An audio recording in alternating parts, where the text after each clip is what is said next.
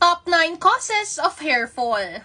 Madalas sa mga healthy people ay natatanggalan ng 100 strands of hair per day. As part of hair growth cycle, ang mga bagong strands ang nag-grow at nagte-take place sa mga nalagas na buhok. Kung madalas ang pagkalagas ng buhok at kakaunti lang ang nadadagdag, ang tawag po sa kondisyong ito ay alopecia or hair loss. So, ano-ano nga po ba ang mga dahilan nito? Number 1 ay pwedeng dahil sa genes na namana mo sa iyong mga magulang. Number 2, pwedeng dahil sa fungal infection sa ating scalp.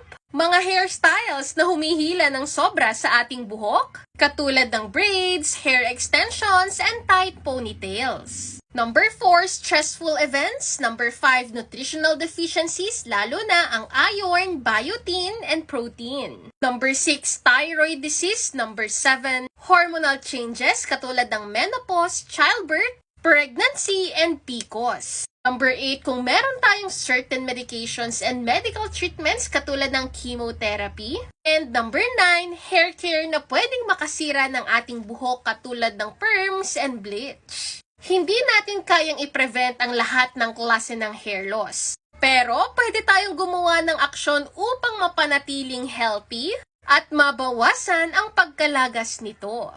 Kailangan na rin po nating bisitahin ng ating mga doktor kung nakakaramdam tayo ng burning, itching, or irritation sa ating scalp.